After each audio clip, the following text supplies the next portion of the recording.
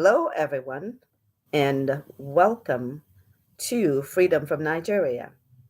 This is where we provide information on what's going on in Nigeria, and we talk about the situation of the indigenous Nigerians. And by indigenous, we mean those who are ancestral to the land. That's the definition of indigenous. And at Freedom from Nigeria, we support all freedom groups in Nigeria that are seeking self determination, as long as they are not doing anything that is deliberately going to hurt or cause our people to be killed. So we're very excited today as we have been really bringing all the information together so that we can um, provide good information to our people so they understand clearly what's going on. So let us say unequivocally that we do support the NINAS, which is the Nigerian Indigenous Nationalities Alliance for Self-Determination Freedom Plan. And that plan is to end the 1999 Constitution, which is designed for the Fulani and others who do not have the good intentions for the indigenous people and not really designed for our people.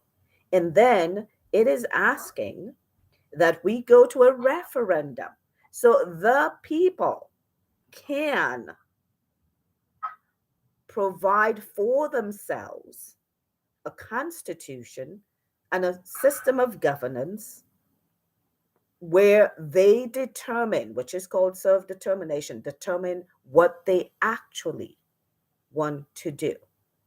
So, welcome. Today, we're going to be having a discussion.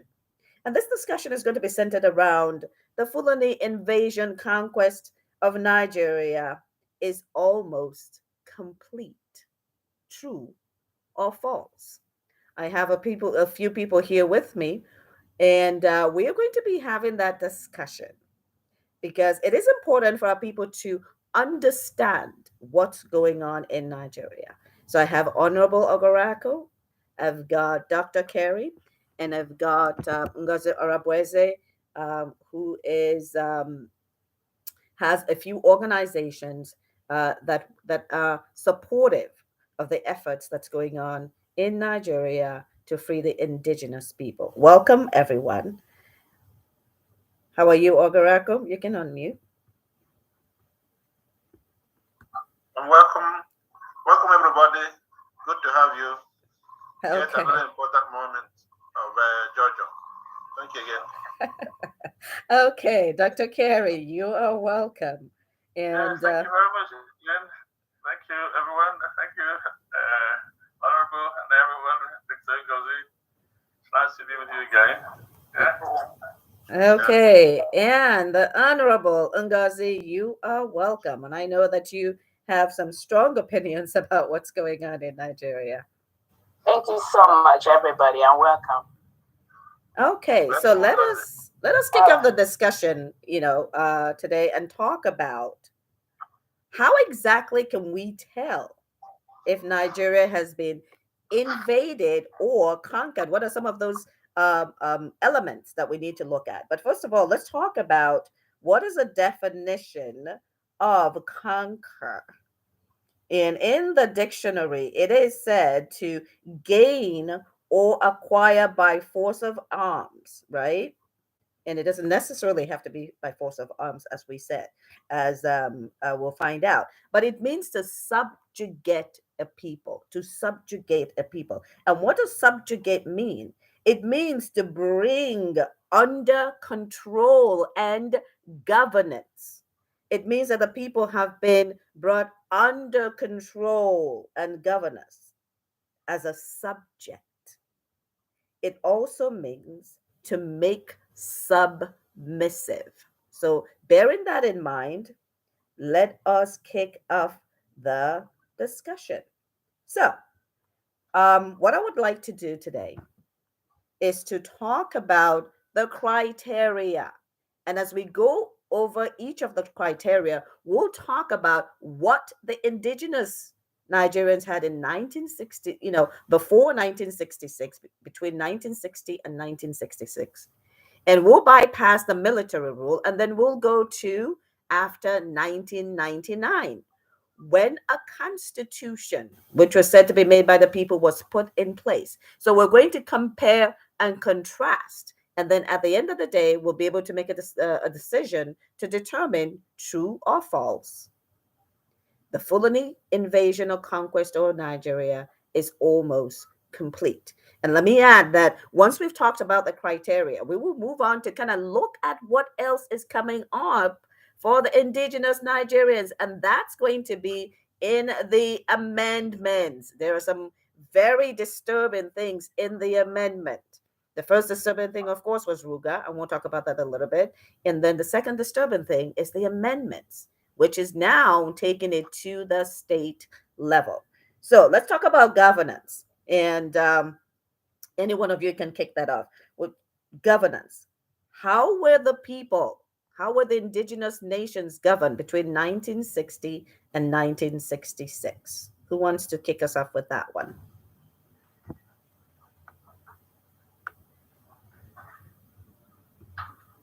Dr. Carey, are you there? Did you want to kick us off yes, with? I am. Right. We know that, based on historical fact that we had that time Nigeria had different regions, about four of them. We had the Western region, the Northern, and so there was self-governance. There was each region was independent. There's more what you may call self-governance. They had self-governance. Self-governance, self-determined. They had more or less constitutions that they were following, which allowed for self-development and competitive development. A very free and competitive development based on the interests of the different regions. So there was no central control per se in terms of resources were also governed and managed by the regions.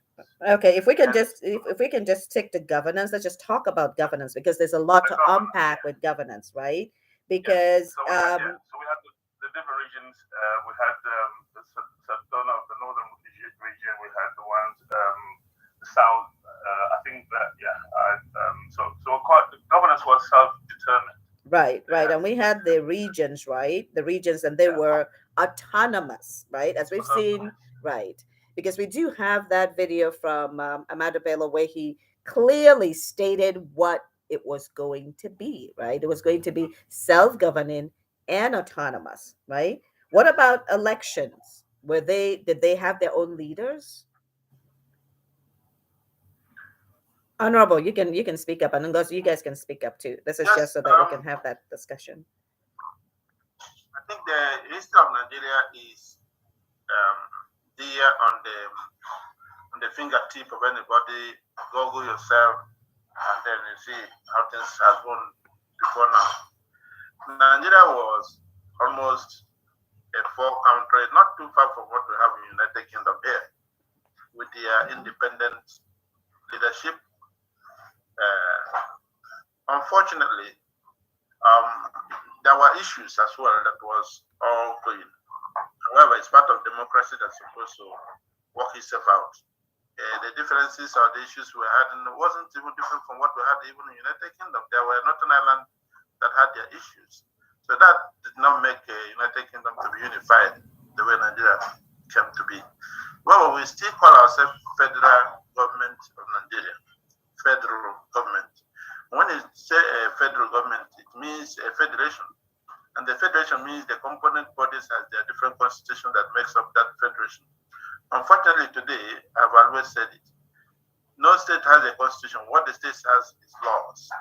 So laws are based on the central constitution. So now there is no constitution that makes up this federation anymore. That simply means we have a unitary government. What does this unitary government make? It makes that the authority is centered somewhere. You call it Abuja or what used to be then. And it means as well that this centers on an individual who has that office, called it presidency, and all sort of. So this is why Nigeria is what it is today. And where somebody from somewhere will be controlling remote areas from a tip of hand, that is a very wrong and overpower. We are claiming that Putin is overzealous. The power that is in the presidency of what is called today Nigeria is not the same thing with what you have in America. Because even in America, you have the states and they have their independence laws. It's almost independent. Okay. So what I would say is that by the time this leadership in the center of Nigeria is being controlled sort of by a group of people for more than 50 years now, roughly 50 years now, it means gradually, an idea has been inflicted into the fabrics of the relationship. And what does that mean? It means that because there is a fear of domination in the what composition of Nigeria we have today, those who have advantage, that's why everybody is clamoring to be president, because it seems that is where the shot is caught. So, and if we look at the story now, we know how those who have held this office for too long a time and what they have used it for. From all indications, and then coming by proper 1999 constitution, it simply means those who claim to serve us in different uniforms, claiming to be nationalists, are never nationalists. That's what it means.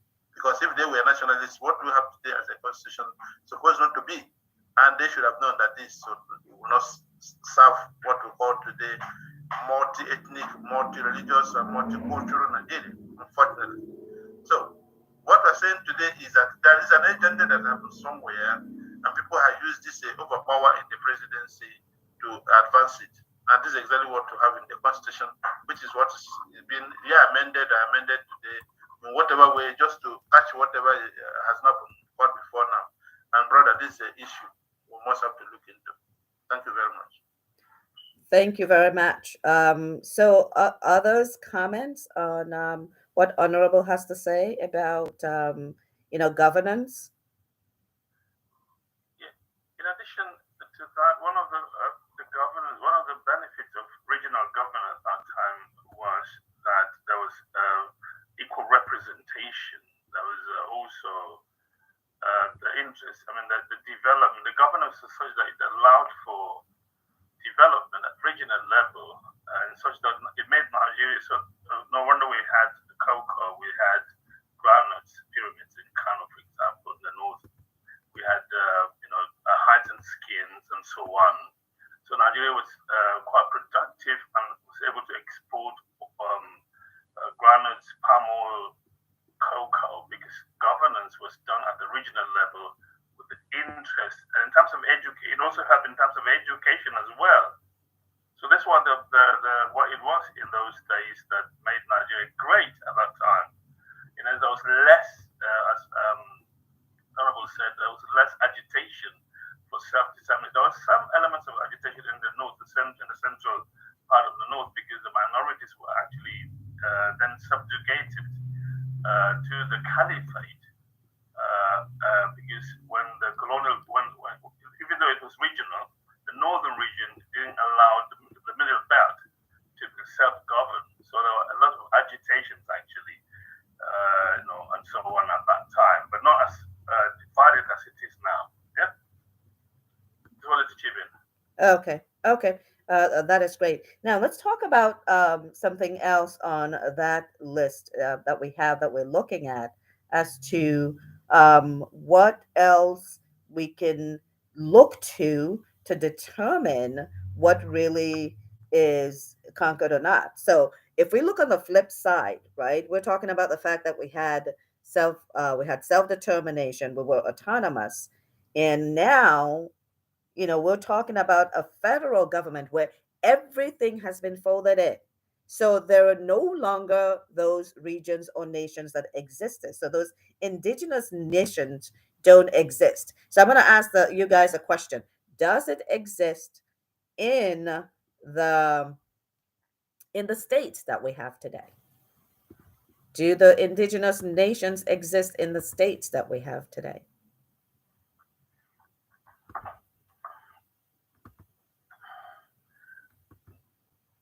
If I may come in, the indigenous nations are not the structure as it is at the moment does not allow for the indigenous nations to exist and to thrive, in the sense that if you look at the boundaries, the delineation of boundaries, you have other nationalities spilling over to others. For example, I do believe there are lots of, perhaps you can find a lot of Yoruba, for example, some of them may be not in the within the region, because the partitioning, the boundaries, the state creation, were done in a very, they didn't consider the indigenous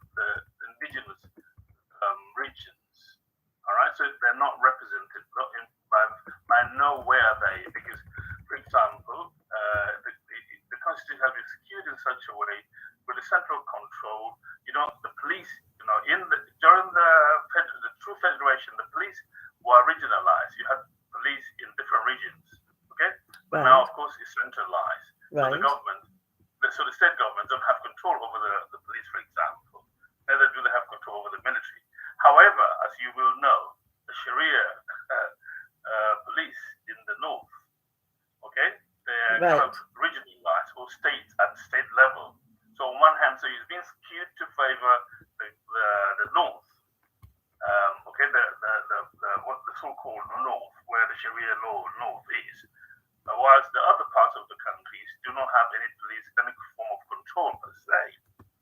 So I would say now the different regions are not represented in that. Different nationalities are not, but they've been fused. So that has created a kind of a fusion that is against the will and the choice of the people. Okay.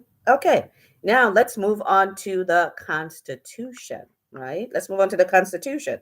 Let's talk about the Constitution prior to 1999 and between 1960 and 1966. What kind of constitutions did the indigenous people have?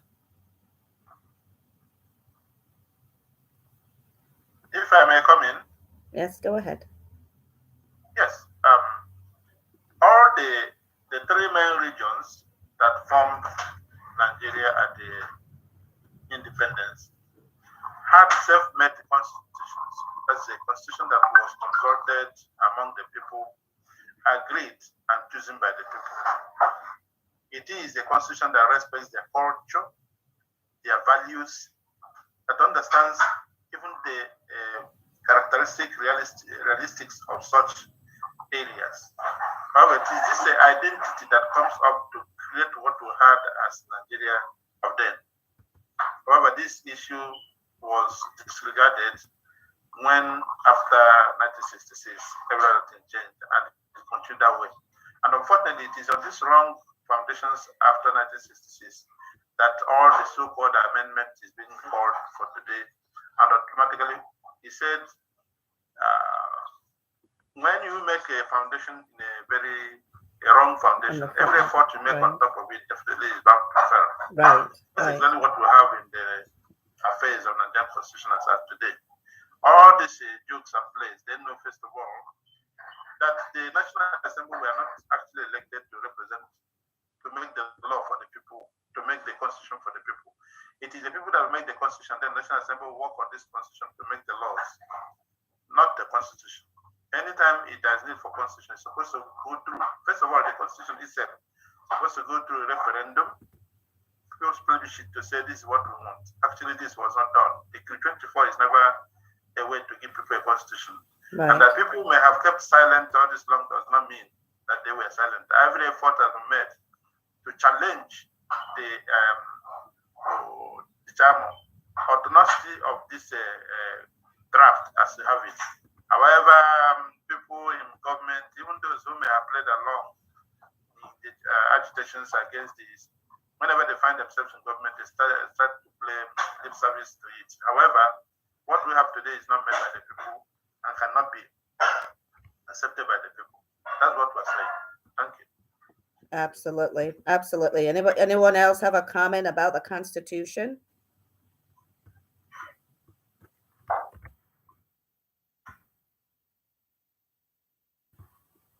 Dr. Carey, any addition to the Constitution? Yeah, well, terms of the current constitution and comparison with the former constitution was quite self-made. The people's views, aspirations were recording in progress. Contained. This meeting is being recorded.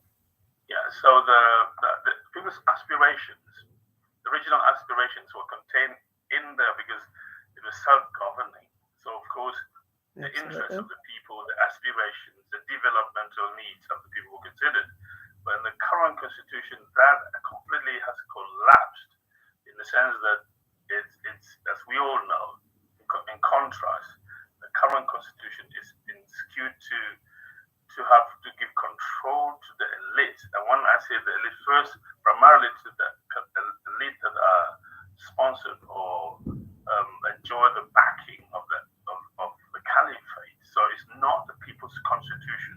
In the first place, it was not designed by the people. People's opinion was not, so there was not any referendum of any sort. While the previous one had referendums at different levels, although they may vary based on regions. Like I say, regions varied. As we know very well that the North was lumped, so there probably wouldn't have been any form of, I would imagine that the middle belt opinion was not sought. But the current one is the worst of all its kind because it does not look at the aspirations of the indigenous people of Nigeria. Absolutely, absolutely. So let's talk about some of the things that's in that constitution, right? Let's talk about what was in the constitution, because we know that there were separate constitutions, right? We had separate constitutions previously, and now we only have one. Let's talk about some of the things that are in that constitution and whether it favors the people, right? Because that's kind of important. Let's talk about citizen rights, right? In the current constitution, that is called the Constitution, but it's actually Military Decree 24. It talks about the rights of citizens, right? But then in Section 1, subsection 6C, it talks about the fact that these rights cannot be adjudicated. You cannot go to court and actually enforce those rights. Is that something that a people that are free would put in place for themselves?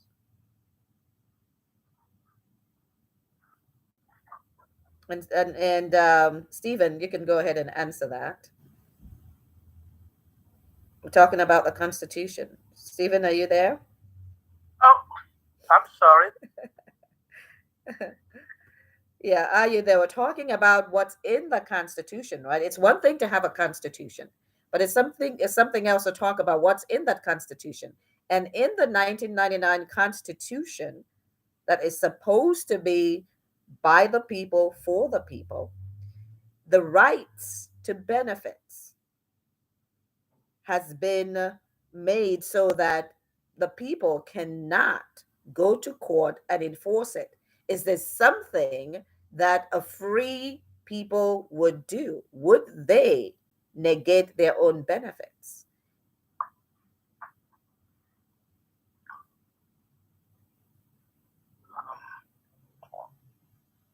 Jay? Yes. I'm sorry, I just happened to step away. Okay, sorry. So we're talking about, the Fulani invasion conquest of Nigeria is now complete. So we're talking about the Constitution, right? And so we're asking the question that some of the things that are in the Constitution, do they show that the people are free, or do they show that the people are enslaved? And one of the things that the first one that we're talking about is the benefits that have been given to the people, right? In every constitution, there are benefits that the people would expect to receive. But in this case, in this 1999 Constitution, which is Military Decree 24, it says that citizens cannot enforce those benefits, the rights to those benefits in court. And additionally, it says that the governors who are supposed to provide those benefits have immunity while they are in office. So is this something that people who are free, who are not enslaved, who are not conquered, would do for themselves? Would they put that clause in their own constitution? I would say absolutely not, and with a resounding no. The very question itself is rather rhetorical, because the answer is built in there. As you have correctly alluded, it is not really a constitution. One basic difference between a constitution and a decree is that a constitution of the people by the people affords the people rights and responsibilities. Exactly. Okay.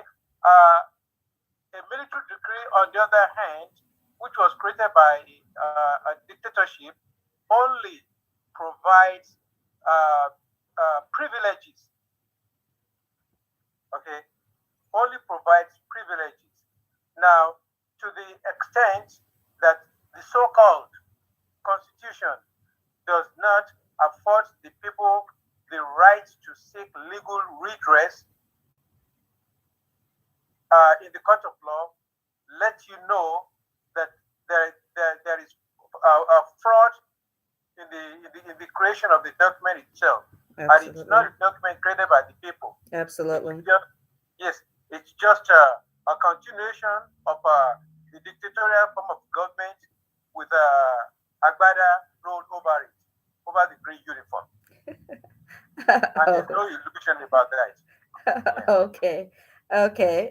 Okay. So now we're talking about, the people will not put that into place. So now let's talk about federal character in this constitution also. And this is, to everyone, Ogaraku, and, Dr. Carey, you guys can chip in. In this constitution, federal character is supposed to exist. And federal character means where,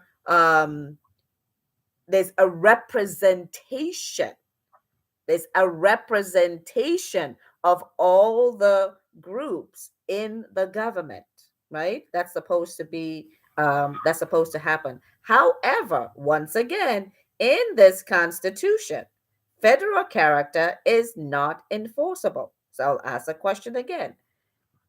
Is this something that people who are free and not conquered would put in place for themselves? Well, Jen, if I may come in, the issue of a federal character, I mean, you can see that it's quite contradictory. If you say there should be fair representation, on the other hand, the people don't have the right to enforce it or to demand for it. Because when you have a right, you can demand for your right. But if something's privileged, then you can't demand for it. All right? Right. So, people who are not conquered or who are not being conquered,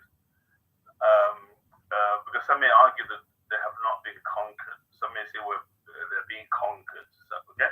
Right. So if there were no premeditated, clandestine plan to complete the start or the vision of conquest, that would not be a constitution. It won't be reflected. If the people's opinion was sought, they would clearly ask for a fair representation. And there's no way anyway in the country of 200 million where you just have a centralized government and expect a fair representation. And maybe that's where the ambiguity is, a deliberate ambiguity in the Constitution. So it allows for manipulation, all right? Right. It allows for interpretation in any way and by any shape. So if any president, for example, the current president or the current president, of course, there's a total abuse of the federal character in terms of the appointments, especially in the key positions, like the military, the police, and so on.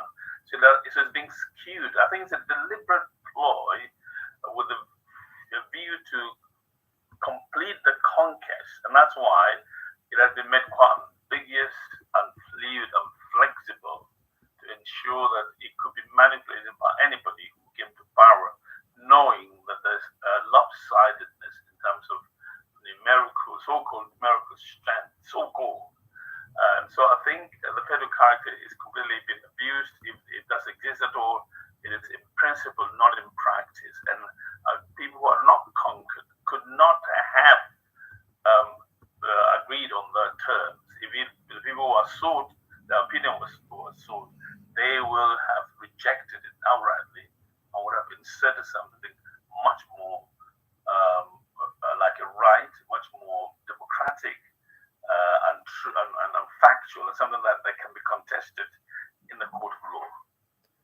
Absolutely. And I am trying to find that list that we looked at last week that talked about the ministers and the states that they come from. Does anyone have that? Because now I'm having difficulty pulling it up because I think that would show us what we're talking about, right? Because that actually clearly shows who the ministers are and what states they're from and what they're what they're responsible for. So just give me a second as I look for that. But everything that you said, Dr. Carey, is correct because when you ask yourself, right, um, do we want a unified country where we are unable to determine, right, where we are unable to determine or enforce federal character that allows the various peoples and various indigenous peoples and migrants to be able to, to be able to be part of the governance, right? Because if you're free, then you should be able to determine your own leaders, right? But in this case, that's not what we are seeing. So just give me a second now. I am going to pull this up. Ministerial list in Nigeria 2021 because I think it's important for people to see that, right? Because so that they can understand a little bit better what we're talking about, right? So let me just give me a second to pull this up so that we can talk about this before we move on. This is Nigeria. It's giving me Ethiopia. That's not what I'm looking for. Okay, here we go. And I am going to share this. Let me just scroll down to it.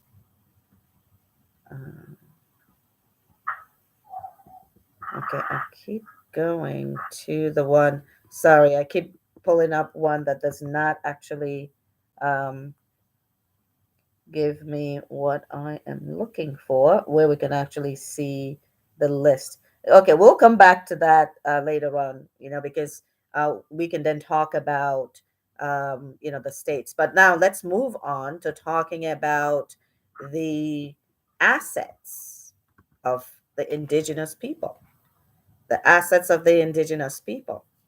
Um, in the prior constitution and in the prior regions, each region had control of their own assets. I see Ogaraka want to make a comment. Just in case you want to make a comment about the ministers, I'll go ahead. Go ahead. Okay. Thank you very much. Yes, I needed to talk on the issue of ministers and appointments, states of origin. Were you able to pull that up? Because I'm having difficulty pulling that up. The one I have that. it before. I will search for it. However, Yeah, go ahead then. Where we have first of all, if we try to explore all the errors, first of all, the foundation of the constitution is wrong.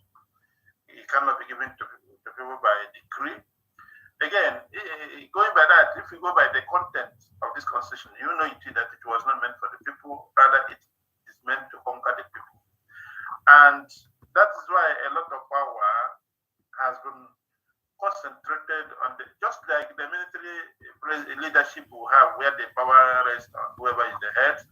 The same thing is what they copied and then gave it a kind of civilian look in the constitution, but it is never people's make. That's why you are given all the privileges in the constitution as well. You are denied these privileges because it is said that you cannot contest this in the court.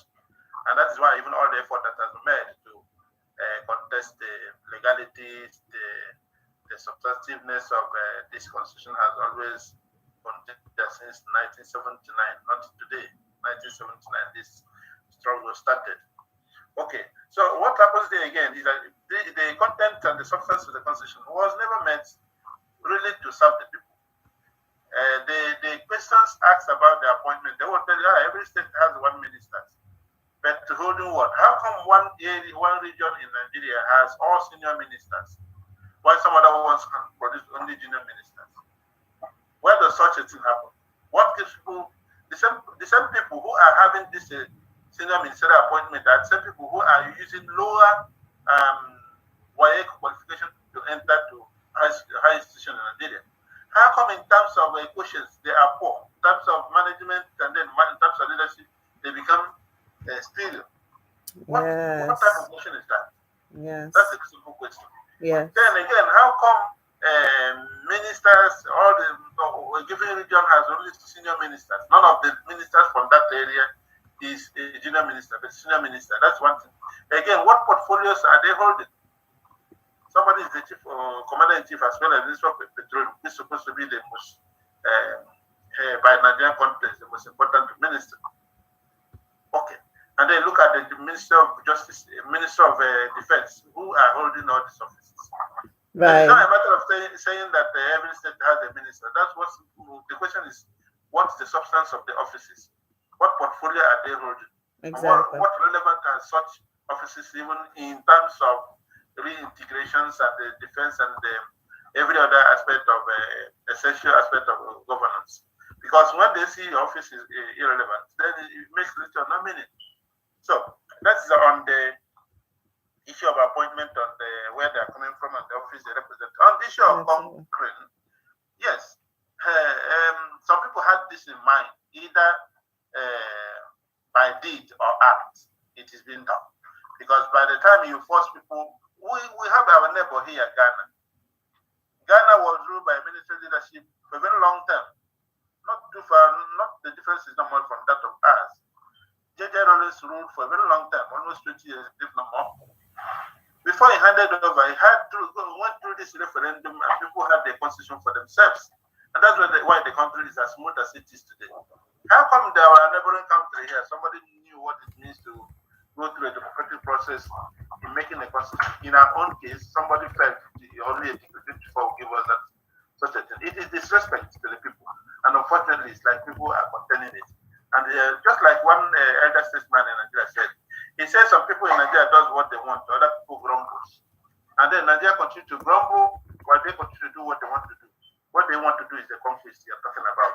And if anybody tells me it is not done, yes, it may not come the way they want it, but it is a process that has been grounded and working studiously to get it to maybe different. It cannot be the same level anywhere, but maybe to a Nigerian level, and they're getting there if something is not done, unfortunately. Thank you. Right. Thank you very much. And we saw, I think it was just this month that Afenifere asked the government a question, right? And it talked about colonization of Nigeria Port Authority. Buhari appoints 3 of its kinsmen back to back to head NPA. And this is kind of buttressing what Honorable is talking about, is that it's not a question of even having federal character represented in the in the ministerial appointments. Is what type of roles are they playing? And one of the things that, again, for the National Port Authority, Afinafere is absolutely on point, because for 3 straight rotations, Buhari has appointed Fulani to head that. It's a very valid argument by Afinafere, if I may come in. It's clear. I mean, let me just, before I come to the MPA, for example, I just want to add that if you kind of zoom in to the middle belt and look at the ministerial appointment, you would find that the indigenous people of the middle belt are not proportionally represented even in ministerial appointment. For example, in Kaduna State, okay, you are not an indigenous Christian, an indigenous person from southern Kaduna will not be picked first. It will be a Fulani. At the believe it's the same thing with Niger State, where you have the indigenous people of Niger State. Same thing would probably happen in Nassau or another state in the Middle Belt. So you see, it's already not proportionate. The indigenous people are not even given the opportunity to serve properly in the ministerial position. Now, coming to NPA, of course, we, as you can see from the start of this administration, the first appointments, they were clearly, ethnocentric, clearly nepotistic appointments. And a lot of people spoke, and many people said, no, the president has the right to appoint. And he argued wrongly that he chose the people he knew. So in other words, the people he knew were his kids and kids. So nepotism plays a very vital role in trying to control, because as you would see, if you want to understand the gameplay there, it's always good to study Kaduna State to see what happens in the caliphate system is that the emir would rule even at the local government level, send their own kids to rule. So it's the same, and that's actually a reflection of the Sharia law.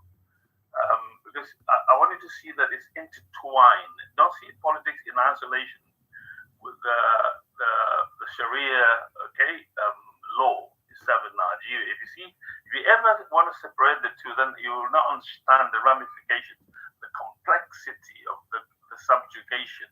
So it's ethnocentric, but also there's a religious coloration.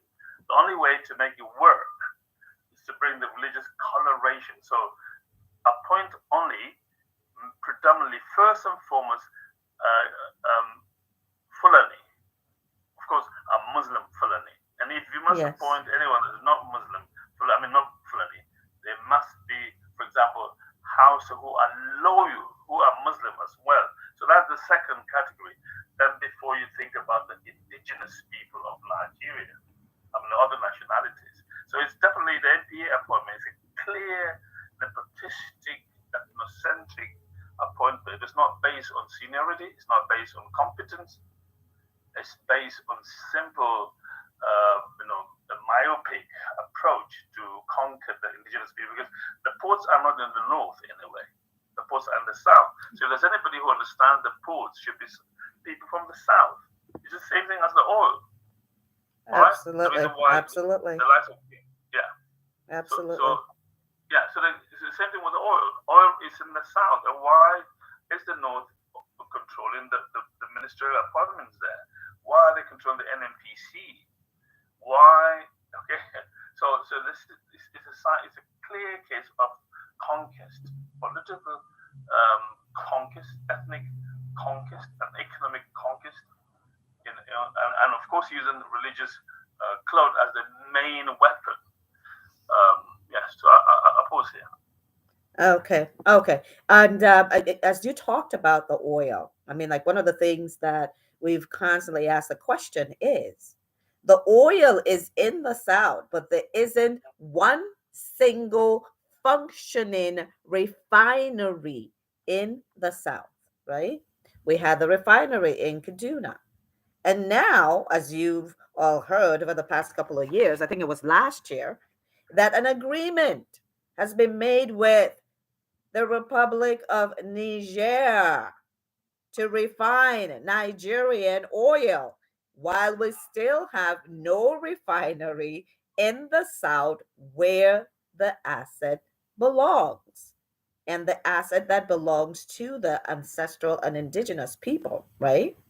So everything we're talking about with regards to assets is very disturbing. And let's kind of go back to the ministerial situation that Honorable, because there's something that Honorable said that is worth really digging into. We're talking about the qualifications, right? We're not talking about qualifications. We know that there's a quota system in Nigeria. And when we look at the level, right? When we look at the level that is set aside for the far north compared to that for the middle belt to the south, there's a huge disparity in that, right? So the question that Honorable is asking is, if educationally the far north cannot stand in the light of the middle belt to the south, how is it then possible that they now rise to the level of top leadership in Nigeria? And we're not talking about Northerners. As Dr. Carey aptly said, we're talking about Fulanese and the Hausas who are loyal to them. How do they now turn around when they are not able to be educationally at par with the rest of the country? How do they now become leaders? And as Dr. Carey said, we're talking about conquest here because everything that we are talking about is about conquest, right? We're asking the question, is this complete?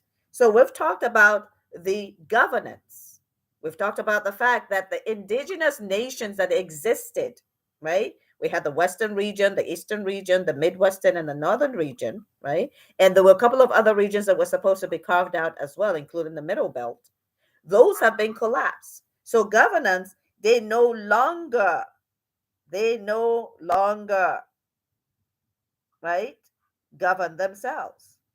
Then we've talked about, the next thing that we talked about is the Constitution. Those regions each had separate constitutions. But now we have Military Decree 24 that has been imposed on the people as the 1999 constitutions. It has citizenship benefits that are not enforceable, federal character that's not enforceable, a quota system, right, that provides for the Fulanese and their friends in the far north to have a much lower level of education. However, in federal character, they are the leaders in Nigeria.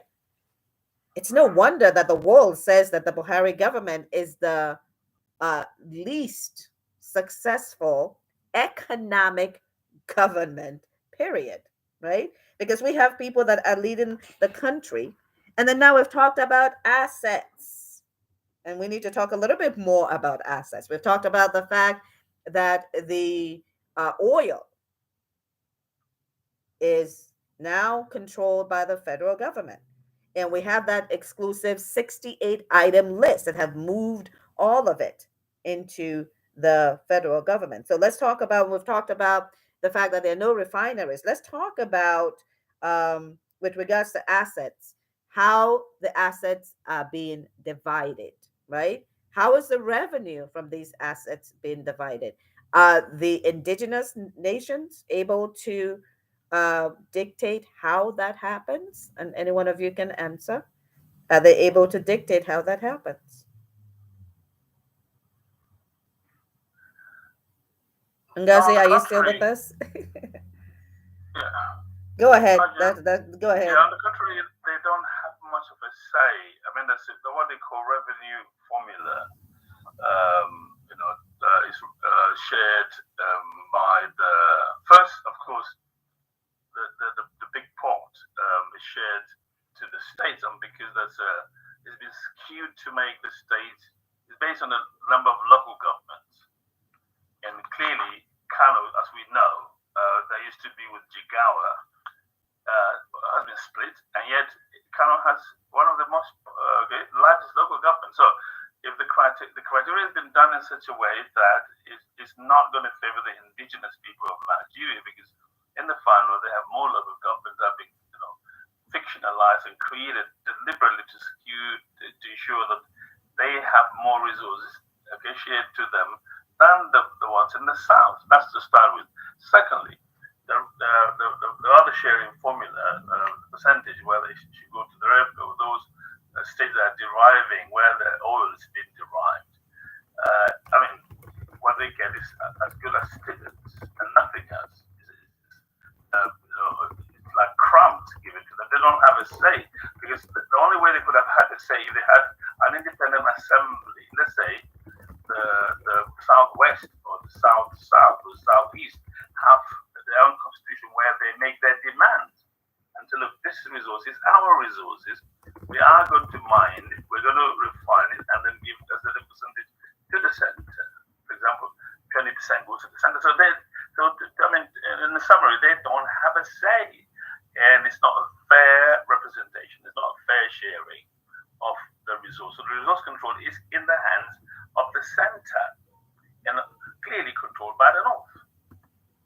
Right, absolutely. And let's talk about the criteria. I know we've talked about this previously about the criteria, right? We've talked about what criteria is used for the sharing, right? Does anyone want to talk about that?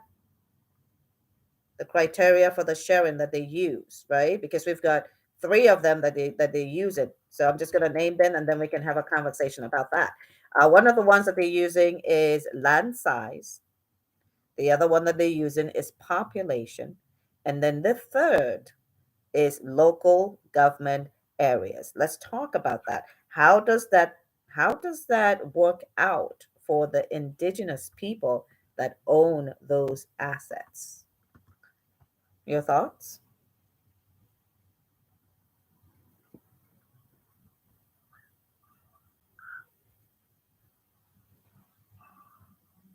Sorry, I don't want to dominate the discussion. Yeah, Ogaraku, why don't you talk about that? Land size, population, and local government areas. And Stephen as well. Ngozi, you're still there.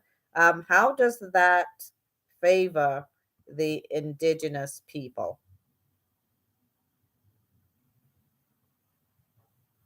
Gina, I'm a little indisposed. It will take me another 10 minutes if I can come back in. Okay. Ogaraku, Thank you. did you want to talk about that? Okay. Ogaraku, are you still with us? I'm here, please. Right. So how does land size, population, and local government area, do those favor the people, the indigenous people? First of all, what is a local government area? What is land price? Land size. The size Land of. size. Okay. First of all, local government is called a local authority that's supposed to govern a given population of people. And is supposed to have some criteria for which this creation should be made. It's not a matter of staying on air with the aircraft, make a little line and then come down and say this is we have 774 local government, of which 70% of them are found in one region. Absolutely. While the remaining are shared in the remaining other regions. Who does that? Absolutely. Again, and let's Ogaraka, before you continue, let's take a look at Lagos, right? Because we talk about Lagos and Kano. They both started with 20 local government areas. With 20 local governments. Right. Then Kano has gone to almost 3 states, not even 2, because part of it went to. So almost 3 states. And then each of these states, you are having almost 30 local governments. Then from 20 to almost 90, and then Lagos, which is the capital city, which you know the rapid growth at which Lagos is growing, right, remains 20, almost 30 years after. Exactly. This is a conspicuous injustice. That one, you don't need devil to tell us this, unfortunately. That is unfortunate. Yes, that is unfortunate.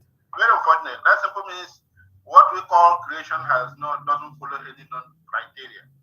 It is for a given interest of people who wants to use it. And then what do you do? This local government and the senatorial zone they create is where we base the number of people who makes up our House of Representative, remember. So by the time we have greater percentage of this local government in a given area, that simply means we have more number of lawmakers from such area. And these lawmakers are the people we said that are making amendment in our constitution. What do you expect? So, in effect, if I should refer back to what I said before as regard to the making of the constitution, imposing of the constitution, and the content of the constitution, it simply means a group of people has intention of using, even when we forced ourselves our hand to go into civilian government to make sure that the idea continues. And how does it happen? That's why the power in the presidency from there decide what happens even in the most remote areas. Everybody running to Abuja just like a governor of Edo State told us. They go to Abuja to share money. Then you come back and do what you want. Anybody who wants to get to political power, just get Abuja blessing, and then you don't care for your people. You don't even care for the vote. Just get the blessing, and then everything goes right. So that's where we have issues. We have issues with Nigerian sector, and it's not helping us. Thank you. Yes, absolutely. And it actually, when you actually look at it, right, it seems like the local government areas actually mirror land size, right? Because they're actually going by the size of the areas to create these local government areas. So we know, looking at land size, and Dr. Carey, please tell me, land size. Yeah, unfortunately, scientifically, I mean, in terms of geography, it's not, the land size is not synonymous with population. Thank you. Knowing that the farther you go to the north, it's arid, it's desert area, and desert areas are known to be sparsely populated. Mm-hmm. But how come? Okay, that the population there is exponential, is much more. I know there are other variables like the marriage, I mean the traditions and the religion, where one person can marry a minimum of 4 or so. And so of course, so the population keeps growing, but all the same, it does not add up. They're mere fictional political local governments, much more than a reality, because the population should be thicker as you go down from the middle to the south, but it's the other way around. Absolutely. Okay? Absolutely. But it's only in Nigeria that you have that kind of population and ethnography, geography. Absolutely. Absolutely. It negates the universal principle of population and development. Absolutely. So let's talk about population. I just pulled up real quick just some statistics, right? Kano State in 2016 had 13 million, and Lagos State had 12.6 million. And yet, Lagos State has 20 local government areas, and Kano State, as Ogaraku told us, Kano State with Jigawa and the other piece of it, between them have over 70 local government areas. So it would seem to be, right, that the local government areas has been politicized, right? It's been politicized to really conquer the people, because when you look at the map, it's very clear, right? When you look at the map, most of the land is in the middle belt and in the far north, especially the far north. Those like huge areas, right? And when you come to the southeast, the south, and the southwest, you will find that the land size is much, much, much smaller. However, it does have the rainforest in that area, so it's very arable land, right? So if you're using land size, that's automatically going to skew everything to the area that is controlled by the Fulanis, who are not indigenous to Nigeria, right? The Fulanis that we talked about earlier came to Nigeria in the late 1700s, early 1800s. But the Igbos, the Yorubas, the Thieves, the Igalas, the Biram, the Jaws, the Hausa are indigenous to the land, meaning they're the land owners, right? They're the land owners. And yet we find Fulanis are top of most everything in Nigeria. They pretty much control the far north. They've turned it into a Sharia area when Nigeria is meant to be a non-secular state. They have put Islam, and this is not a Christian and Muslim issue. It's indigenous Nigeria and the migrants and the terrorist jihadists, right? That's what we're really talking about. But they have Islam in the Constitution that is supposed to be non-secular, and nowhere is Christians mentioned, nowhere is the traditional religions mentioned. It's only Islam that is mentioned in the Bible repeatedly, which means that they took the Northern Constitution and wholesale in that portion brought it into the Constitution, the supposed Constitution for Nigeria, which right there again talks about that this is fraudulent, because there's no way that the Christians would sit still and have a religion put in the Constitution where they're not mentioned, right? But again, to the point of what we're talking about conquest. Is it almost complete, right? And so this is one element that we're looking at, right? So we're talking about, population, land size, and local government areas, and these are all the things that do not favor the indigenous people, because population can be manipulated, and we know that it has been manipulated, right? Okay, so now let's talk about another element: control. Talk about immigration, control of who comes into their space. This is something that the indigenous people had in their nations: the western region, the eastern region, the midwestern region, right? And of course, the middle belt was supposed to be carved out as well, so they would have had control. What do we have now in the 1999 fraudulent unitary Nigeria? What do we have now? Let's talk about that.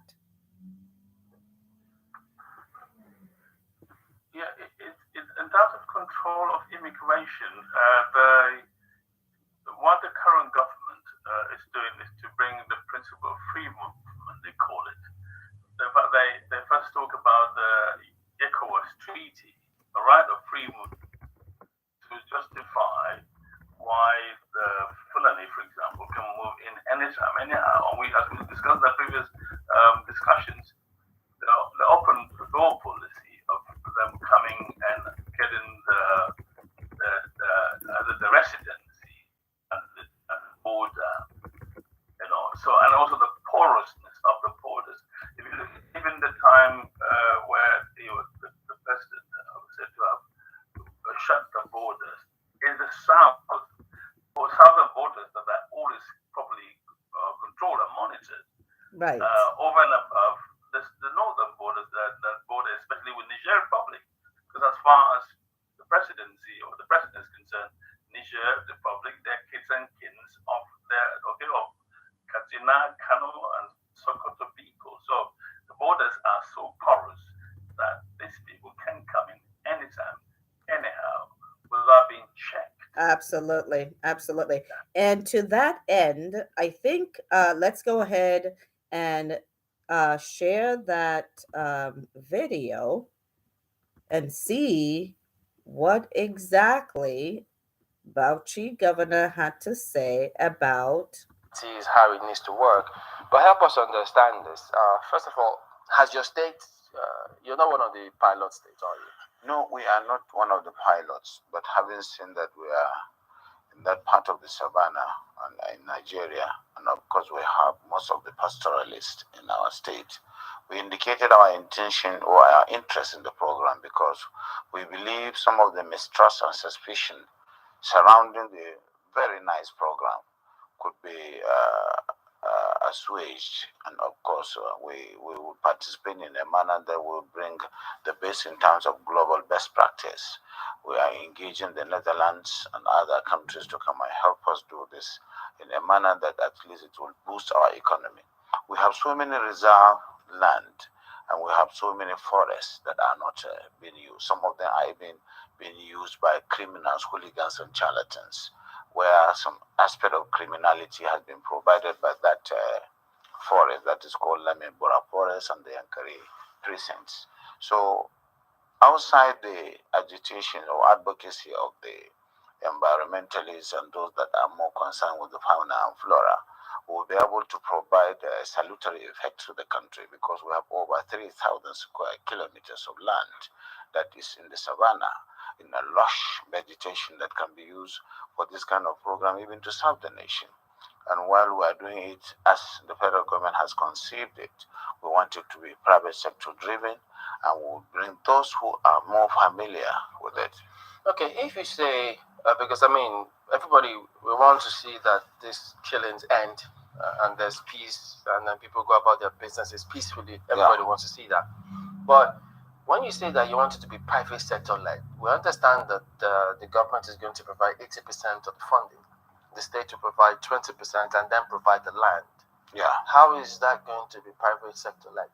The government have not released any cover for that purpose up to this moment, but we don't know since we have not been admitted into the program. But certainly we have been working very hard to see that because our people are mostly transhumans, and that we have this vision to create an economic nucleus around livestock, and of course all the value chain that we can get around livestock, the blood, the horn, the skin, and of course we will try more to cultivate that culture in our people, while at the same time bringing the Fulanis in one fold and try to arrest their traditional practice of moving from one place to the other. And that is very big, an uphill task. But I think we can communicate with them more, because to them they don't have borders from Cameroon to Nigeria. But that's the thing, Excellency. How do we ensure that those who will be participating in this federal government largely funded program will be Nigerians? In terms of the funding? No, in terms of the operations. You said to bring in the Fulanis together.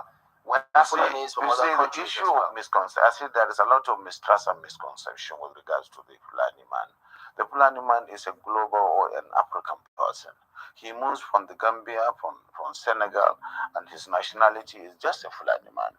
And as a person, I may have my relations in the Cameroon, but they are also Fulani men. I have relations because from the maternal side, I'm a Fulani man. And that is why we want to educate people. A Fulani man sees himself as a Bayelsan, as somebody coming from the Niger Delta, because he speaks the Niger Delta language, which you and I don't. And of course, we would have to just take this as part of our own heritage, something that is African, and that we cannot just close the border and say the Fulani man is just a Nigerian or this. No. In most cases, the crises are precipitated by those outside Nigeria. Sorry, when there is a reprisal, it is not the Fulani man within Nigeria that causes it. No, I'm going to be going over there in about half an hour, which is embedded in the tradition of the Fulani man that attracts reprisal from all over. If I understand, does that mean that those Fulani men who are oxygen is really maybe domiciled in other countries who move around, they can come into the country and this plan will accommodate them as well? Yes, that's what we want to do. But it has to be done through sensitization, telling them you have to buy in the project, and you use the language the culture is to be able to convince them, away from the mistrust where the whole system of transhumance or pastoralism is criminalized. Criminalization of pastoralism is the problem that we have with this project, and it requires people with passion who understand them and who they believe in, people like us from that part of the country, to say yes, we have this. Because today there is no limit to the accusation that this and that has happened and it is the Fulani man who caused it. There is no tribe that is not that we don't have this criminality in, but certainly the way and manner we do it is really excavating the crisis. Okay, I'll send you a message later. Any form of documentation of all the people that will be, yes, we are taking that. Oh yes, that is going to give Nigeria the opportunity to really have the best in terms of documentation in the demographics, because as I said, the Fulani man settles anywhere.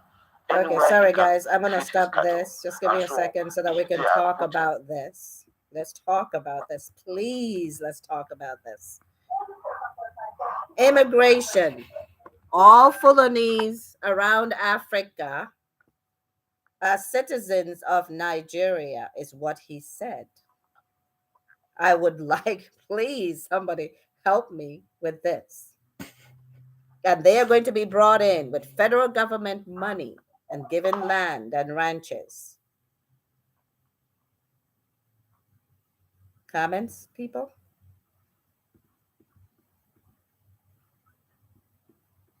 Ogarako, are you there, Joseph? Oh, sorry. Oh, sorry, guys. I'm over here talking. I'm unmuted. I was saying he's talking about the all Fulani in Africa as citizens of Nigeria. Can we get some comments on this? Indigenous people of Nigeria, right? We have Igbos, we have Yorubas, and we're scattered around Africa as well. Why is it that it's only the Fulani that are being gathered in Nigeria and using Nigerian money, not Nigerian Fulanis? We're talking about all Fulanis. We're calling them to come into Nigeria. Can we have a comment on this? Is this something that an indigenous people would do? To use money for other people instead of using it for their people? Yes, Jane. Let me quickly chime in. I heard that and it turned my stomach, and it's just that whenever I hear that comment, that comment demonstrates what I can call the conquistado arrogant mentality. Yes. That the Fulani owns the continent. Yes. Okay. The Fulani originally are the nomadic tribes from the Futajalo Mountains of Guinea. That's where they belong. So for him to come and tell us that every Fulani is a global citizen of the continent, just let you know what their mindset is, why they do things they do with impunity, because they believe wherever they put their feet on belongs to them. Right, but he's saying that they are all citizens of Nigeria. That's because in their mindset, their grandfathers tried twice to conquer the rest of Nigeria that they don't have. So the third generation wants to do that and use Nigeria as the Fulani capital of the world. Yes, they already believe they have done that. They're just putting the finishing touches. So whatever we do now is to reclaim what they've taken from us. We're not fighting to get it, we're fighting to get it back. Yes, because they put all the infrastructures in place to establish their dominance. So we have to fight to get it back. Now that's why he's speaking with such arrogance and impunity. Absolutely. And this is about RUGA, right? We're talking about RUGA, RUGA. Yes. For those that don't know, we're talking about RUGA, right? And he's talking about pasteurization. How do we get from pasteurization to giving Nigerian citizenship to every Fulani in Africa? Can someone please help me with this one? Dr. Carey, comments on this? Yes. How is RUGA about pasteurization when it's really about giving citizenship to every Fulani outside of Nigeria? I mean, help me with this, please. That takes us to the issue of Takia, the strategy, the jihadi deceit strategy. They have to have a cloak, an umbrella scheme to make it look benign, okay, not cancerous. Absolutely. To make it look that is for the good cause. Remember, his argument is the so-called false narrative of conflict, that if land is provided for Fulani to have, okay, to settle their farms and all the issue of the Netherlands, it's all deceit, and they will use that to now be able to import their people. So as the last speaker spoke, they have a conquest mentality. They have been brought up like that. For the first time I listened to him carefully, he said his mother, so probably his father, I don't know if his father's Hausa, but he said something about maternal. But then you can see that as far as he's concerned, he's Fulani. He's not denying that he is a Fulani man. And he's representing his people first and foremost. Absolutely. That should be giving the priority. And the interview asked him clearly, are you going to, why using the government money? He said, no, initially it's going to start as a private. In the meantime, he said, it's going to start as a private venture. So in other words, yes. On the land, where are they going to get the land. Whose land is it? Exactly. It's not clear about it. But like I said, they have this vision. The vision is get the land from the indigenous people and under the guise of RUGA or whatever name they call it, or there are different names they give it, just because of nomenclature. But they want to import their people. They want to give their people settlement. Grant the land from indigenous people at a free, as we've talked about, it's already been, implemented in Kaduna state. Absolutely. Mass land taken away from the indigenous people without any compensation at all. Absolutely. And building settlement for them so that their people can come in. And it's in those places that the invaders, the militias are using those settlements to go and invade and kill and decimate the indigenous people and take more land. So it's a strategy. Okay, it's a ploy. Okay. More conquest. Yeah. Let's take a look at this. This is a little In blurry. Katsina State, I went to Kwatarakwashi. So along the Kwatarakwashi Kankara Funtua route, I saw Hausa youths blocking the road. And when I asked what is this, they say their people are being killed and the government is not doing anything.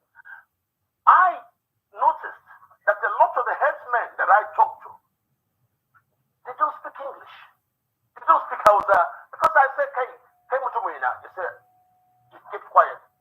I said, may I say, why you magana, why is he not talking? He keep quiet. And they say, hey, Seneca, they should stop speaking French. And they say, Tupale French, say, we.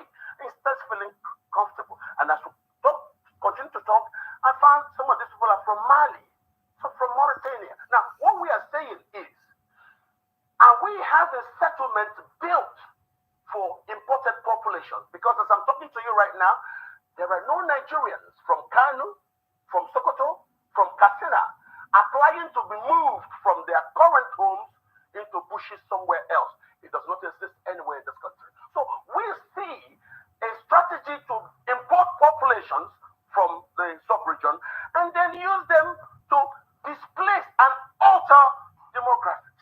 This is not, that's why the government, when they say they're suspended, if you want President Buhari's his way, he employs Takia. And I understand the Polaco very well. So yes, he could say one thing because as the gentleman rightly mentioned, it's the same Takia he uses, deception. He said first grazing reserve. The country said no. He came back again, he said cow colony. We said no. Because the only thing in this game is land. The child is just. I go to Jos, I see people displaced. Why are they not returned back to their homeland? Why is the government trying to now import people to resettle on that land?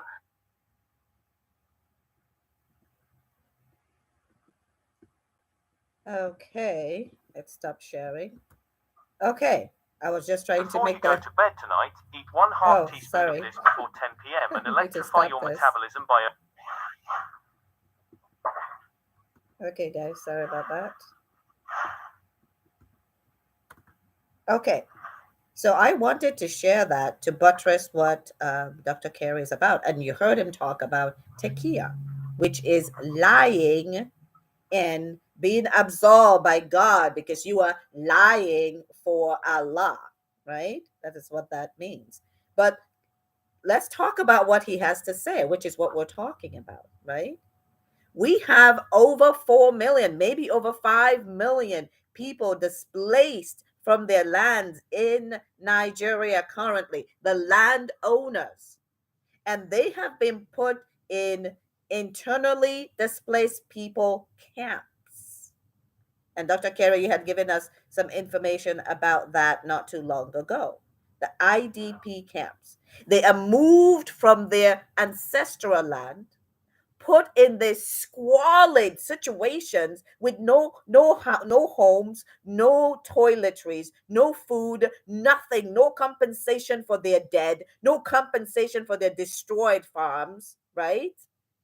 And here we're talking about RUGA importing all Fulanese across Africa to come take the land of the indigenous people. He asked the question, why have they not been returned to their land and other people are being brought to be placed on their land? This is a question he's asking of Buhari.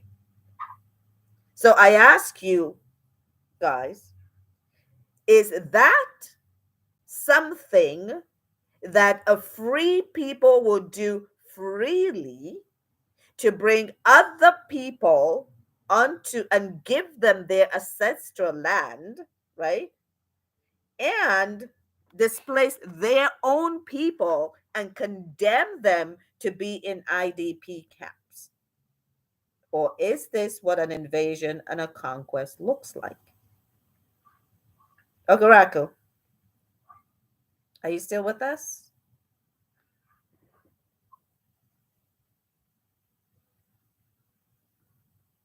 Is this something? Is this something that a free people would do? Remove their people from their ancestral land forcibly, right? Kill, maim, destroy their farms, right? And then move them to squalid conditions and then bring in foreigners to take that land, bring in foreigners to take the forest, bring in foreigners and give them the money that belongs to those people that have been displaced, give the foreigners that money and settle them on their land. Is this something that a free people would do? Yeah, I think we should have to draw a balance between this idea of why should we have displaced indigenous people, displaced people in a war-free nation. Let's put it this way. Thank you. Are we at war?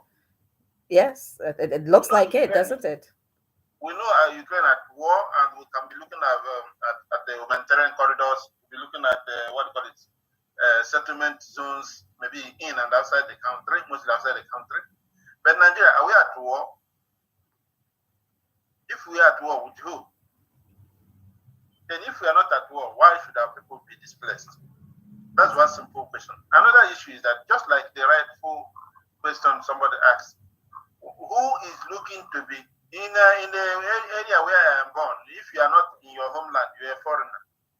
Right, or an immigrant. Yes, it can be an immigrant. Yeah, if you are not in your homeland, that's why when you go to our places, you see people fighting for one small space, just because we are in what's called your father's land. Yes.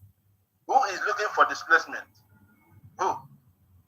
And then if such person is not a foreigner, why does he need displacement? This is a simple question. Then that explains what we have, the situation we have, that we have invaders who have come here. And if we go by the word of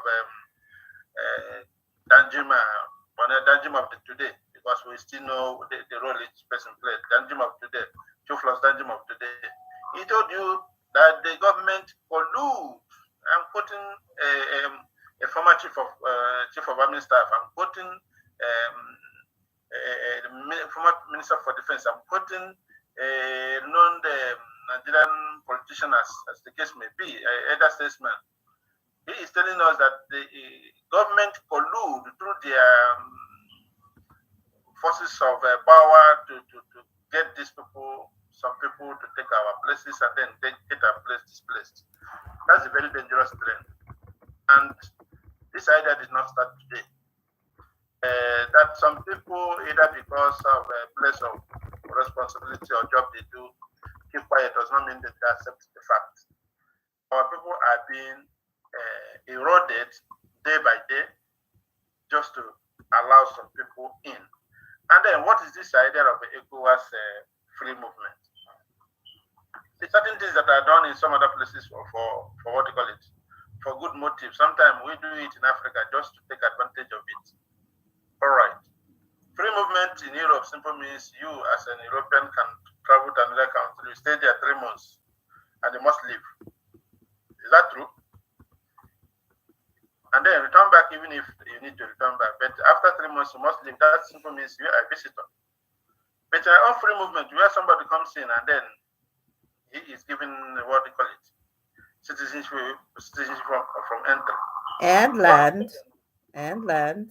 Right? And then, yeah, see. So when such a situation is what we have here, our own people who are displaced, nobody having a very serious idea of what, first of all, making them, because the right thing should happen, make them return to their land where they are disposed. No, their land has been taken over, and colonies being built there, and this colony is not a place you think will be living the next day. So it's like they have lost their inheritance. They have lost their land for foreigners. Once again, who is looking for displacement in Nigeria? I know my people don't look for that. Absolutely. I know no indigenous Nigerians wants to move from one place to another because it is where he is born that makes him that true Nigerian. Absolutely. Those who are looking for this displacement, where are they coming from? It's a question we must have to answer, please. Thank you. Absolutely. And so I just pulled up here because we just heard in 2019, right, where Bauchi governor tells us that all Fulani in Africa are Nigerian citizens, right? And then this is what the president has to say, that the Fulani herdsmen with AK-47s killing in Nigeria are from Mauritania, Central African Republic, and other places. So which is it? Are they citizens of Nigeria? Or now that they are committing crimes daily and not being labeled terrorist groups, they are now no longer Nigerians? Or is this what Dr. Carey and the speaker in the video that we watched is talking about tequila, right? So just wanting to make sure that our people understand what is going on.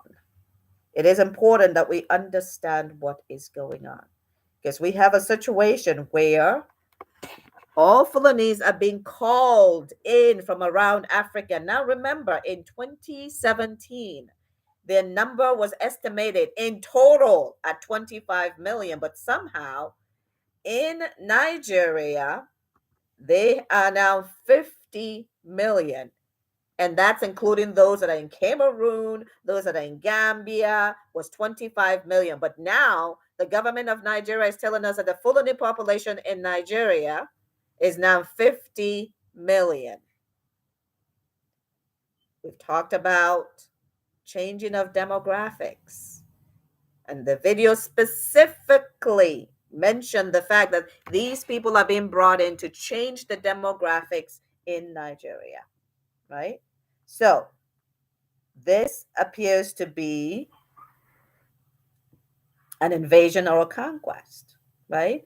And Okarako asked a really good question. Are we at war? And I want us to kind of talk a little bit about that. Are we at war? And if I may come in, we are actually at war. And that's what some of us possess. And Yes. there's evidence that Yes. we're at war. Because Yes. when people have weapons, Yes. and you can move freely, and militias can come overnight to decimate 3-4 communities and kill up to 100 per night. That's a war. It may not be the conventional war as one nation, like the Russian, Ukrainian war, and so on. It is a war because there's every evidence of militias coming and killing and going back, and they're not caught. Where you have military, I've always, if you really want to understand Nigeria, go back to Kaduna State and see what's happening. It has the highest military formation in the whole country put together. There's no single state. Yes, that is true. Yes, you can put you can put probably the whole of the south east, and they're not going to have this amount of military formation in Kaduna State. The highest number of kidnappings and destruction, apart from Boko Haram in Borno State. And it's happening even as of today, as I'm talking to you. All right. So because there is the question of the military. So because we're at war, actually, the government was reluctant to brand them as terrorists recently, and even then, it hasn't really changed anything. It hasn't. That they have been branded now, at the tail end of his government, labeling them as terrorists, hasn't changed the government's strategy towards them. Exactly. Hasn't changed anything. Exactly. I mean, like you said, rather than compensating and resettling the indigenous people who have been displaced, it's these people who are being compensated. They're the ones that are so-called rehabilitated. Exactly. They're the ones that are welcome. Exactly. And given great treatment. If they arrested, if you ever arrest them and hand them over to the police, they never get tried. They're not tried. So we're actually at war. It's clear jihad, pure jihad, rehashing the 1804 jihad in a more sophisticated way now, right? In a more sophisticated way, using more sophisticated weapons. And that's exactly what is happening at the moment. Yeah. Okay, and let me show one quick comment. Yes, go ahead. I wanted to say that we are not only at war currently, we've been at war for quite some time. For quite some time. Past. Yeah. Yes, absolutely. We have just been in denial. Absolutely. Absolutely. We have just been in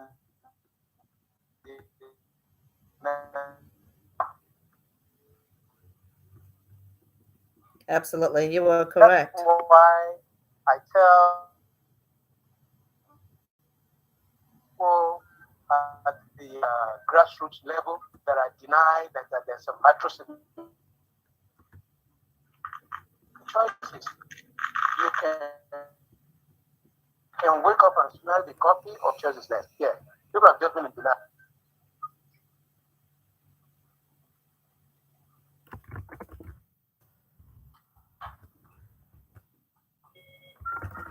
Okay, Stephen, I think there's something going on with your volume. No. Oh, I was finished. Oh, okay. I said thank you. Okay, gotcha. Yeah, you were trailing off there. Okay, so we have a situation of an undeclared war. But I will tell you one thing, that in the Western world, this would have been labeled as a war. It doesn't need to be tanks rolling in, right? Because the things that are being done here, right, is that they've put in a constitution that allows them to have captured the union called Nigeria. That constitution have captured the union called Nigeria because they use it not to make Nigeria unitary, when Nigeria was never ever meant to be unitary, because of exactly what's going on right now. It was never meant to be unitary, right? And so we find ourselves in a situation where the indigenous people, right? We find ourselves in a situation where the indigenous people have lost the ability to govern themselves. And I'm going to share my screen. I know we've shown this before, but it is important, very important, for our people to understand what's actually going on. We have the people in the middle belt, the southeast, the south-south, the southwest, asking that the presidency should be zoned to the new south. And the northern elders have been rejecting the power shift to the south, insist the north will continue in 2023, and a lot more of this, where that came from. How are we a democratic nation if we're begging, if we cannot field a presidential candidate that can win because of the rules that have been put in place? Would a free people, and we're talking about the Yorubas, the Igbos, the Tivs, the Igalas, those from, Gombe, the middle belt there, the Jaws, the Robos, the Birams in the Plateau area, if they cannot, in reality, put a president to rule the union called Nigeria, are they still free, or are they conquered? Let's have a discussion around that. because this is very important. Because we had that program where we talked about the fact that do the New South have the ability to govern themselves? Do they have the ability to even fill the president? And we've seen all this discussion about it. So I'd like you guys to kind of chime in on that, and then we'll move on and talk about the new amendment to the Constitution that is going to impact the states.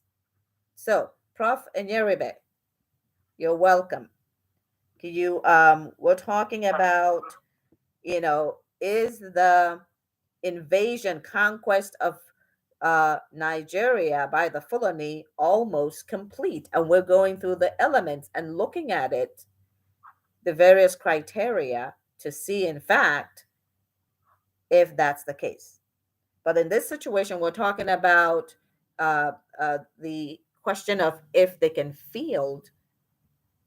even field a president. Can they even put up their own candidates? Go ahead, Prof. Good evening, everybody. You're welcome. From my point of view, I don't consider it relevant to discuss who is going to be president or who is not. Because as long as we have the 99 Constitution as the basis for the coming elections, whether he's an Igbo man, Yoruba man, Ishekiri, Biro, or from any ethnic group in the in the union called Nigeria, he won't be able to make any impact.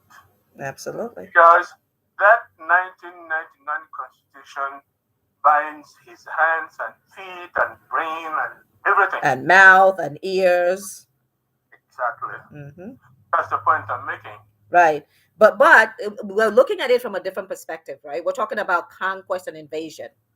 Can Southeast field a president by themselves? Because that's supposed to be able to happen. But can it happen? Because we see them begging, right? We've got Southwest wanting to be zoned, Southeast wanting to be zoned, South, Middle Belt. They're asking to be zoned, meaning they've recognized that they cannot do it by themselves, right?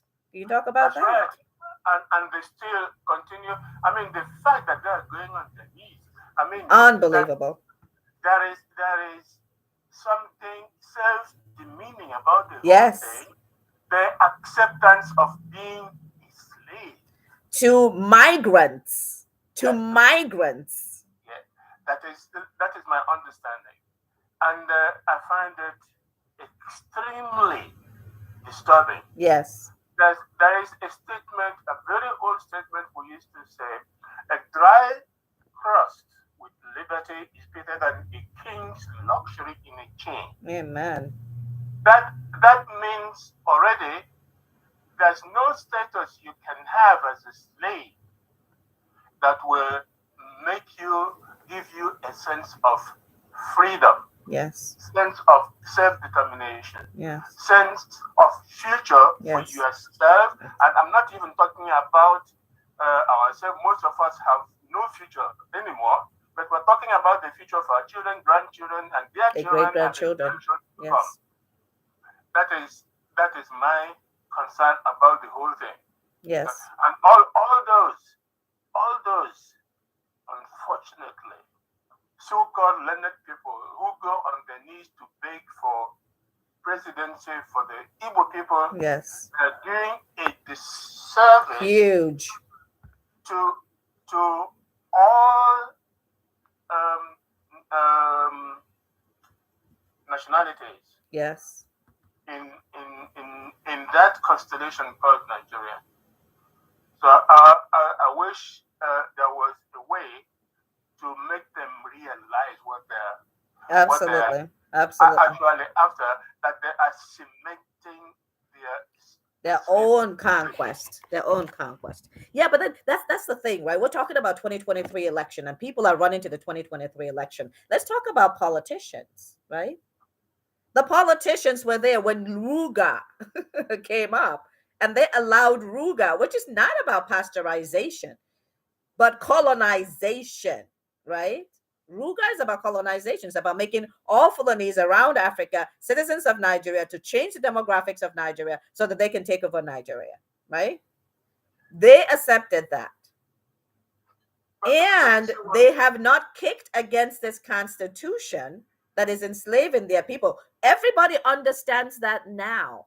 So what politician is actually talking about it that are from the middle belt to the south? Should the people continue to trust that politicians would do the best thing for the people? No, you see, they're putting the cart before the horse. You must have a basis to make, to get elected and to be a politician. After all, if you translate politics in the true sense of the word, it is the tick of the people. Polius and tick, and a tick is a psychiatric illness. Now, let those people be told really what they're that what they're doing is, as the secretary, Nina secretary put it, they are committing not just perjury, but also how did he frame it? Is like when you're rebelling against a constituted legal authority. Right. That is exactly what they're doing. Telling lies all over the place.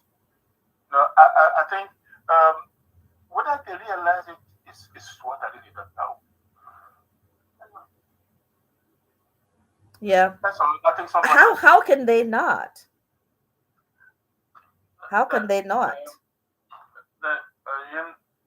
The question of realization has to do. There are two factors that come to play. Thanks, Prof, for that illumination, the light you brought to that. This self-defeatism, this willingness to be ruled, to be subjugated, handing over your birthright. Let's put it that way. Shows that it's got to do with greed. The primary factor is greed. When your vision is clouded by greed, right? And power. They corrupt. Power. Yes. And so you forget about the common good for all. Right. You are prepared to do everything to sell not only your birthright, but the future, to mortgage the future of your people, and rather aligned with the so-called, you see this evolutionary theory, or this tendency of what we call the survival of the fittest. So at this moment, the fittest is the Fulani Caliphate. Yes. Who are in power. Right. And so the question is, if I want to entrench myself, if I want to continue with my own selfish ambition, greed and power, over and above the interests of the common people, my people. Let's use, I don't mind mentioning names, I know it's being recorded, but don't worry, it's fine with it. The likes of Tinubu, for example, the daughter of Afinifere leader, one of the Afinifere leaders, was killed by Fulani. But he was prepared to defend the Fulani and say it's not the Fulani. That's where selfish ambition comes in. Right. Right. So they are the people who are defending the Fulani. Our politicians are the one defending the Fulani and saying it's not happening. Right. Because the only way they can do that, to play it down, they don't acknowledge it's happening, is to so-called secure their future. The future that's not there anyway. Right. Exactly. The future that's so that is a dangerous trend, a very, very, and it's a total betrayal of the cause of the people. Right. Thank you. Okay. Thank you very much. For sure.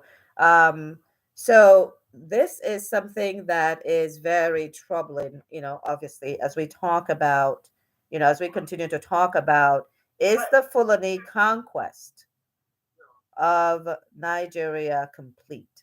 So now I want to move on to the final thing that I want us to talk about.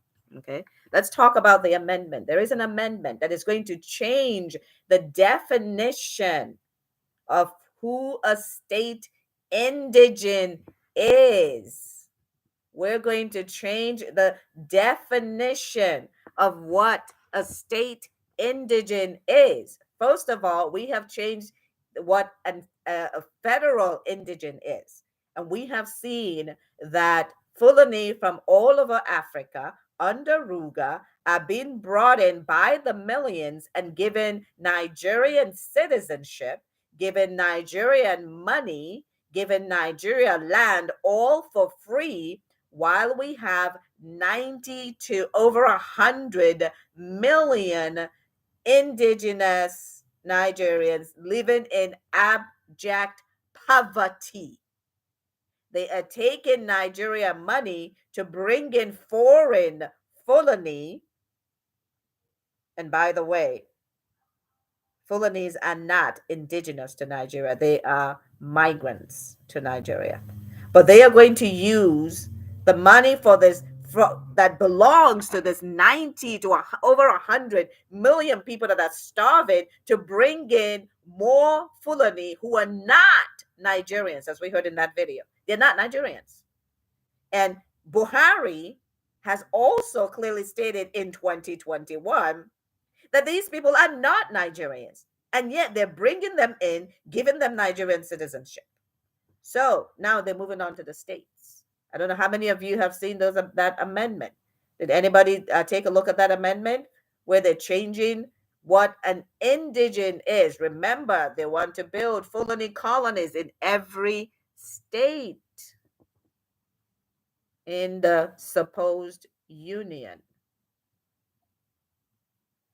So have you guys seen that amendment that is coming up? I think it's Amendment 36 and 38 that is coming up. Have you guys had a chance to take a look at that? That is the next frontier. That is the next frontier.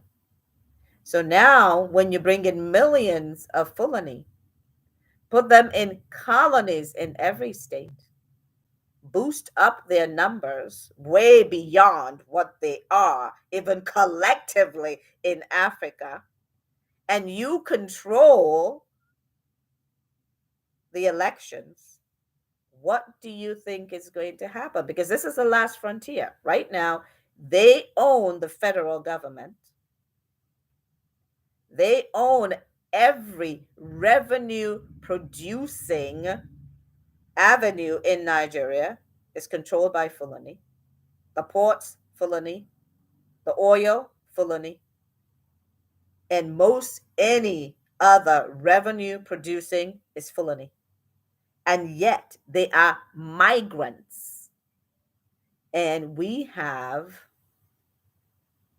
the indigenes begging to have a turn at presidency under a constitution that ties them up, unable to do anything, not even stop the Fulani herdsmen who have been armed or allowed to carry sophisticated weaponry and kill the indigenes with impunity. So I'm going to go around the horn and ask the question. So I'm going to start with you, Prof. Enyeribe. The Fulani invasion, conquest of Nigeria is almost complete. True or false? It's true. Okay. Do you want to give us just a couple of highlights as to why you consider it true? Because we've looked at governance, we've looked at assets. Yes, at least on the face value. One thing I'm not sure of, I still have to talk with lawyers. If by definition you can use the law to change the concept of indigene. Yes. Because indigene means nothing beyond original. Yes. Original. Yeah. Mm-hmm. It's aboriginal. Yes. It is autochthone. You see, the caliphate government has the propensity of promulgating laws in order to suit its own purpose. Absolutely. Not just on this indigenous kind of thing. It was the same, and we know when the case started with IOC, it was a president who is still alive without consultation. Obasanjo. No, Obasanjo. No, the OIC. No, Sharia is Obasanjo. Yes, Sharia is Obasanjo. Yes, and yes, you're right. You're right. Yeah, it's that man. Yes. And then when the opposition. Please tell the viewers what OIC is. Organization of Islamic countries. Yes, yes. And that is not just an organization. It is like, what would I say? A community. It's not just every society is a community, whether it is a good society or a bad society. The point there is they are bound by certain codex, and primary among them is the undertaking to be Islamic in thinking, Islamic in religion, Islamic in governance, Islamic, because you see, Islam is not just a religion, it is a way of life. Well, the Islam that they're practicing, right? Yeah. And if you look at the history of Islam, there are very many groupings call themselves Islam. And if you look at the Quran, I have about 4 copies of it here. They were written by different scholars at different times. In fact, the original Quran, it was started even by a black scholar. Now, what I mean by that is there is a special Islamic movement among the Fulanis, which comes very near the type of Islam practiced in Saudi Arabia. That is why they so much agree with each other. Anyway, the point is, I don't want to go to the history of Islam. The point is, the rulers who are unfortunately Islamic all the time, or in proxy of which Nigeria has been ruled, has this aim. When anything doesn't suit them, they promulgate laws in order to profit them to the advantage of others. And of course, when you promulgate a law by decree, since it is not parliamentary, since it is not democratic, you find very few people who come to oppose it. That general wasn't out of nothing called Maradona, because he had the propensity of dribbling Nigerians. And those of them who didn't conform with him, of course, they got position from where they amassed a lot of wealth. And if they wanted to disgrace you, they gave you an office and didn't give you anything to execute that office. And later they come up in the public and say, you see, the professor is not even better. I remember the case of our Nobel Prize laureate, who was given an assignment to take care of road safety, but he was more or less denied the facilities to make it effective. So when he finally threw in the towel, it's not that the military has succeeded, but the slogan, even the experts, the supposed experts, have failed. You see, from there, another picture is presented to the populace. Now, going back to indigenous, I'm not sure that you can use promulgation by law exactly and determine who is an indigenous, who is autochthone, who is a native. Yes. Yeah, I mean that's completely changing what is accepted around the world, because they have it in the Constitution, Hausa/Fulani. Fulani are not indigenous. It doesn't matter. You can put it in every fraudulent paper. They are not indigenous to Nigeria. Exactly. They have no ancestral land in Nigeria. Every land that they have now is being conquered, is being stolen, is being given to them by taking it from other people forcibly. I want to give two examples we all should know. Take the United States of America. Despite the fact that they have at least 200-year-old constitution, when they talk about the indigenous Americans, yes, they're talking about the Indians. Yes. And not the Germans, the Russians, the British, exactly, or whoever, exactly, the Spaniards or whoever exactly migrated into that area. Exactly. Even if the migration started as early as 3,000, it doesn't matter how long. Yes, yeah. absolutely. Yeah. And then we take an example, Australia. Mm-hmm. When they talk of indigenous population, they're talking about the group they call aborigines. Yes. All the other who migrated into Australia are not considered indigenous. They can be citizens, but they're not indigenous. Yes. So, with this caveat, in my opinion, the concept of conquering by making the foreigners, not just the foreigners, the jihadists. The jihadists too. Yes. Yes. Native. Yes. Won't hold water in the long run, because when the Nigerian youth, when the next generation of my children and their children do law, they will start to question what makes a Fulani who came from Futajilan a native. Yes. The answer is it couldn't have been. It can be. Absolutely. So I wanted to show up here, Prof.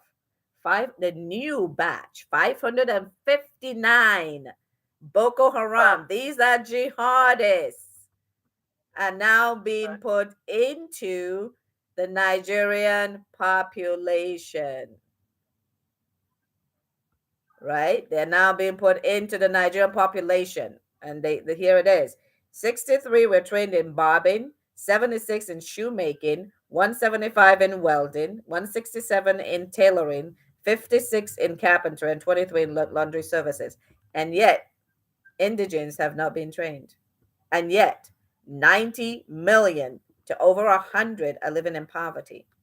And these people, what country keeps murderers, terrorists as citizens in their country? Every country revokes their citizenship because they're migrants. It revokes it and it deports them to wherever they want to go. But Nigeria Buhari has consistently been taking these terrorists who are not even Nigerians and putting them into the army, into the military, and now incorporating them into society so that they can change the demographics of the country. Guys, this is all out there. I'm not saying anything that any objective person would not say, seeing what's out there. So I'm going to move to Ogaraku. Ogaraku. Yes. If I might risk one sentence in order to finish my thought. Okay, because I wanted to kind of go through everyone because we're going past our time and I have another meeting. The reason this is coming up now is, in my opinion, not just to falsify the demographics of Nigeria. You see, since they have been propagating that democracy, which is not innate to Islam, is a question of numbers. I don't know how they came about that. All the same. You see, they're trying to rig every vote in Nigeria. In every state, exactly. In every state. In every community. Yes. Yes. That is true. That's exactly right. Yes. And that is what every person should watch out for. Absolutely. And this is and yeah, go ahead. So I'm gonna come to I wanted to make a quick Stephen, let me just ask you the question and then you can make the comment there, right? Okay. The Fulani invasion / conquest of Nigeria is almost complete, true or false? Oh, it is absolutely true. Yes. Okay. To say it is almost complete is actually an understatement, really. The reason I wanted to make a comment was in response to my brother's last comment. Mm-hmm. Absolutely. I wanted to make the kind of rejoinder that it sounds like bad news. What my brother said was that when the next generation of youth come up and find out that the Fulani that are not indigenous are holding the key positions, they will revolt. I'm sorry to say that will not happen. No, because the social infrastructure has been put in place in three ways. One, they've been importing. They have been importing non-indigenous Fulani, placing them in the bushes. Number one. Yes. Okay. Now, those are the ones that are going to grow up into the youth of tomorrow. Exactly. Exactly. Right? And that gives them citizenship. Exactly. Now, all of them. Even before that, the syllabus, the curriculum has changed. Obasanjo changed it years ago. Yes. Whereby they don't study history anymore. So it's amazing. I'm sorry, I have to cut it. It's amazing what Obasanjo has done against the indigenous people of Nigeria. It is amazing. Very Sharia is Obasanjo. Yes. Removing history so that the Fulani can absolutely conquer Nigeria is Obasanjo. And he's out there still talking nonsense. Yes, he's still talking unbelievable. Yes. So now, because the history curriculum has been changed, those of us speaking now, are the only generation that would know the history of the Fulani. If we don't do something about it, yes. Exactly. We are the only generation that knows, unless we do something that knows that the Fulanis are not original from Nigeria. Absolutely. The youth of tomorrow that my brother was hoping will stand up and revolt, they won't know the difference. No, they won't. Now, the Fulanis historically have been very good at quietly integrating into the Yoruba communities. Absolutely. They've done it for several years. Absolutely. Now that what's his name, Buhari has almost completed the agenda for them.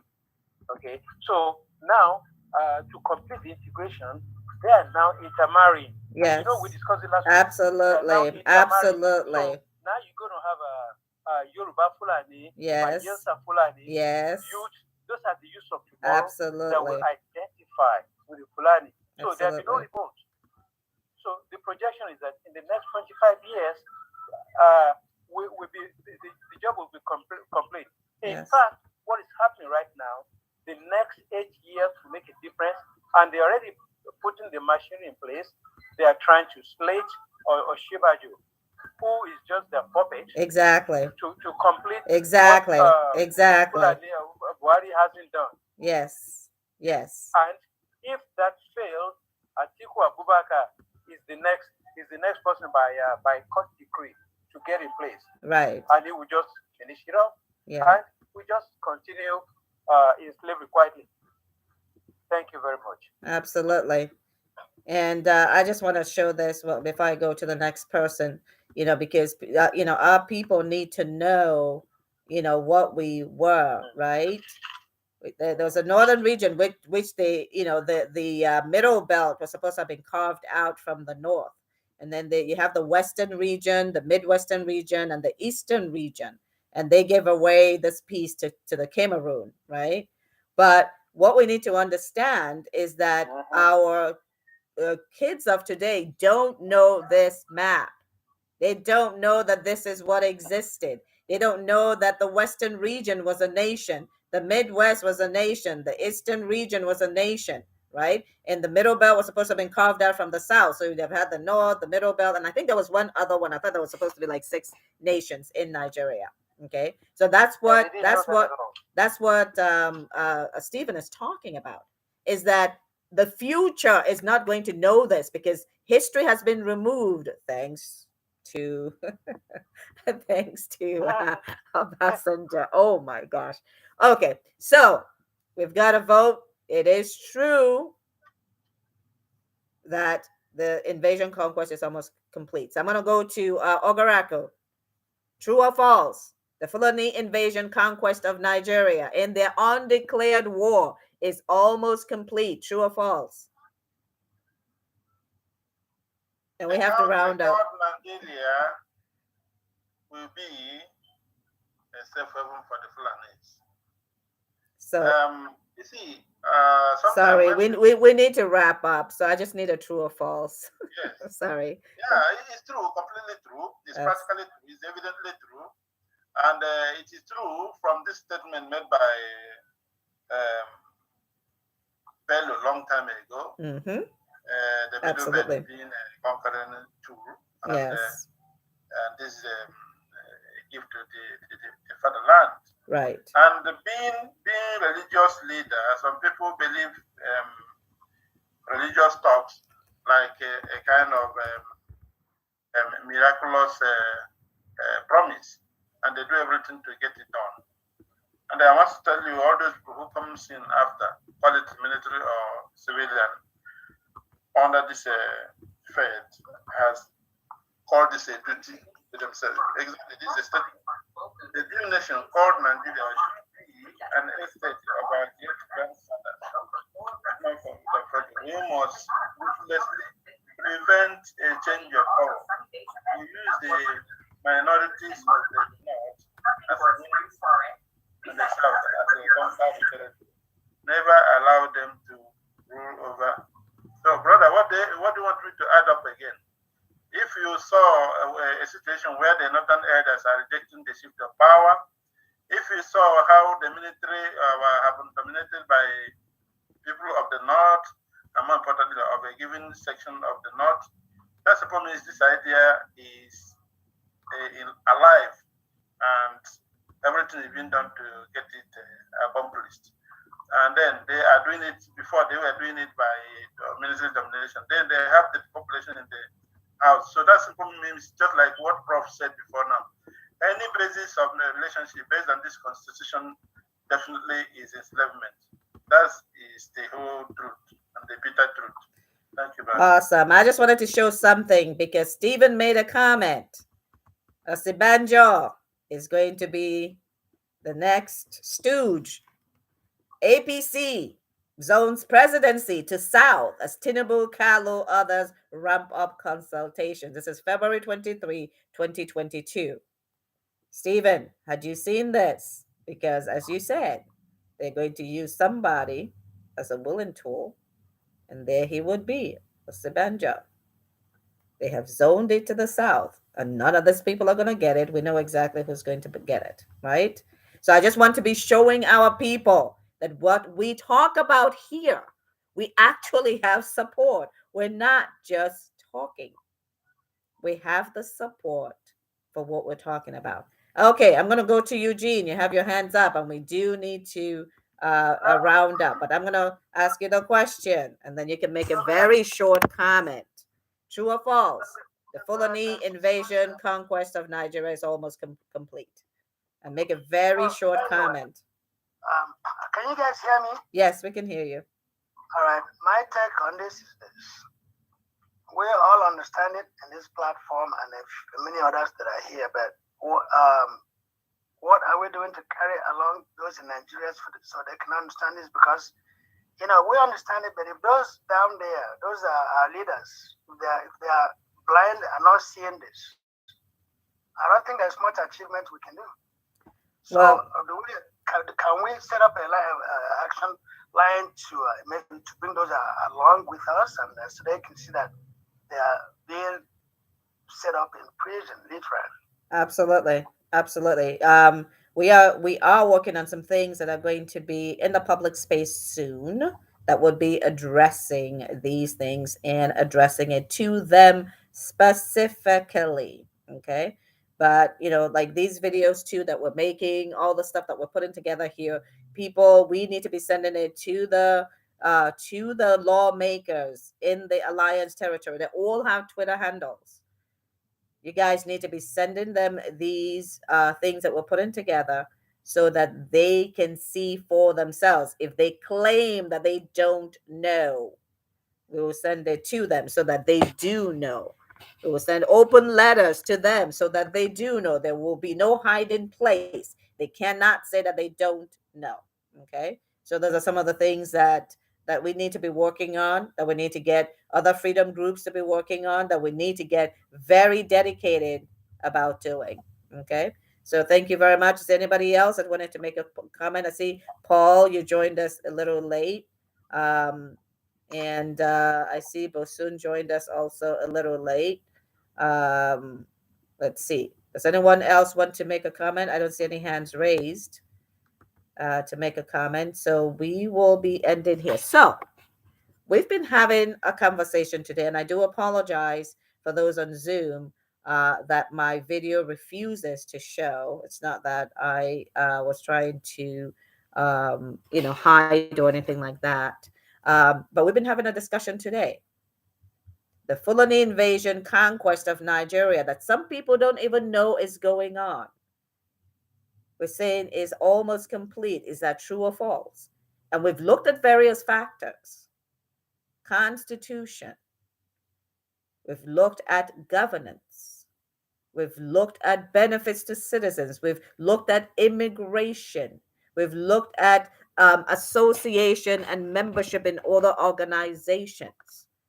And in all those criteria that we looked at, including the current amendment to the fraudulent 1999 Constitution that is now looking to place Fulani colonies in every state in Nigeria to complete the colonization. So the answer, as everyone has pointed out, is true. The question is, what are indigents going to do about it? What are freedom organizations and groups and individuals going to do about it to ensure that we get our freedom? All eyes are turned on Ukraine. No eyes are turned on Nigeria. We must change that. Over 4 million people have been displaced. That means taken away forcibly from their land, their homes destroyed, their farms destroyed. And the Buhari government have been bringing Fulanese from around Africa to replace them on their ancestral land. It's an invasion. The ministers in Nigeria that have charge of the money, the purse of Nigeria, are Fulanese or their partners. The presidency of Nigeria cannot be attained by the middle belt to the south without begging, and we see that begging going on right now. First of all, Nigeria is not a democracy. Second of all, that 1999 Constitution needs to be burned, literally burned. And third of all, Nigeria was never meant to be unitary for this particular purpose. We're a group who are not even indigenous. They're migrants. Fulanese are migrants. Can come in and render the indigenous people as slaves, and we move around as if that is normal. There's daily killings by Fulani herdsmen, whether you call them Nigerian Fulani or foreign Fulani or Nigeria citizen Fulani. The point is they're terrorists operating on a daily basis, and Buhari have not labeled them as such. And we can't even, they're talking about bandits. and kidnappers. What's that group? Still Fulanese. May Lafayette told us that. Doesn't matter what they call them. Fulanese. They're still Fulanese. So I'm urging everyone, as Danjuma said, you must resist the colonization. You must resist the colonization. Buhari has been putting Boko Haram terrorists into the Nigerian army. He has been bringing in these people that he himself are calling criminals, are the ones that they are bringing into Nigeria under RUGA. So, President Buhari, how can you call those people terrorists? And yet, you using RUGA to give them Nigerian citizenship under what law? Only Fulani are getting this particular treatment. Not just citizenship, but money, land, ranches, positions. And we've seen Fulani that are citizens of other African countries coming to Nigeria to take Nigerian citizenship. And so far, 4 West African countries, including Nigeria, have Fulani as their president. Wake up, West Africa. Wake up, Nigeria. This is fast moving. And unless we take the appropriate action, the genocide is going to be of such a magnitude, as Danjuma said in 2018, that Rwanda and Sudan combined, including South Africa, would be child's play. 90 million are on the chopping block right now from starvation. And of that, 9 million of them are at the point where they will start dying, and no one will keep that statistics. So I urge all of you to share this message. I urge all of you to see that your people understand in the Middle Belt to the South what's actually at stake, especially these politicians. If they say that they don't know, we need to tell them. So thank you all very much. And next week, we'll be having another conversation. Can I make a 1 second comment, please? Okay, it's got to be really quick because I'm really late for another meeting. Very fast. Okay. So I'm of the humble opinion that American system and culture doesn't understand or take action, probably with tweeting. That's why they have all these lobbyists, people that go there and speak. Yeah, let's talk about that afterwards. Can we find a way to find someone who has a voice who can approach these people in addition to our tweets? Yes, we are actually doing that, but all of that costs money, lots of money. So, and the other things that we need to do before they will actually kind of work on that. And by the way, there are different groups that already have lobbies that are working on this. I can tell you that that has been going on for the past few years. It might be that we just need to get some more out there that will get this message out. But one of the things we talked about last week, and then we will be ending, folks, is the fact that they are foreign interests. We're not just fighting the Fulani, we're fighting the British. The British know what's going on and they're keeping silent. And unfortunately, even America and Russia and Germany, because these are world nations, first world nations that understand exactly what's going on and turning a blind eye. It's about profits. It's about getting the natural assets that reside in West Africa away. It's being taken away from the original owners. And so I'll urge everyone to get in.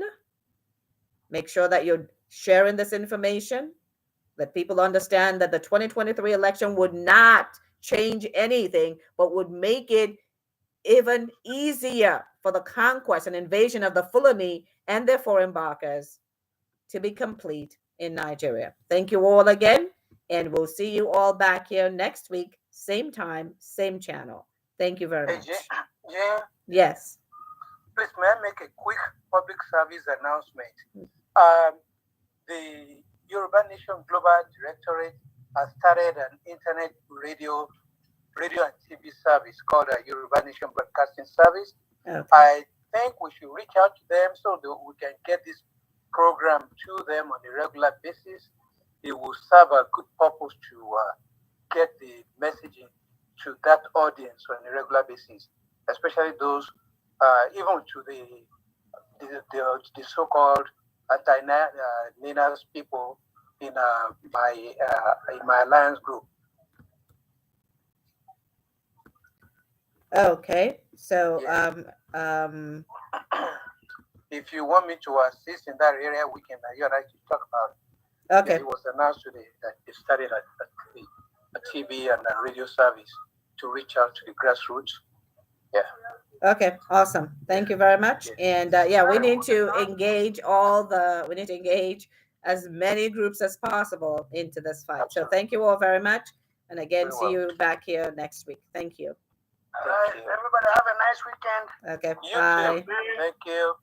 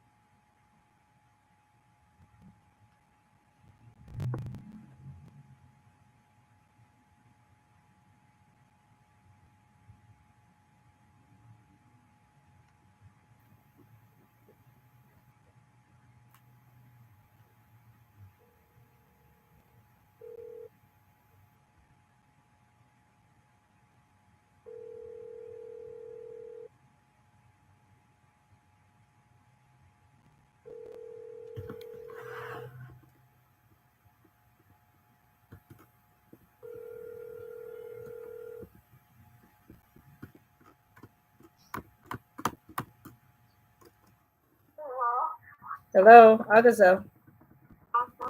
How are you? Are you still feeling sleepy?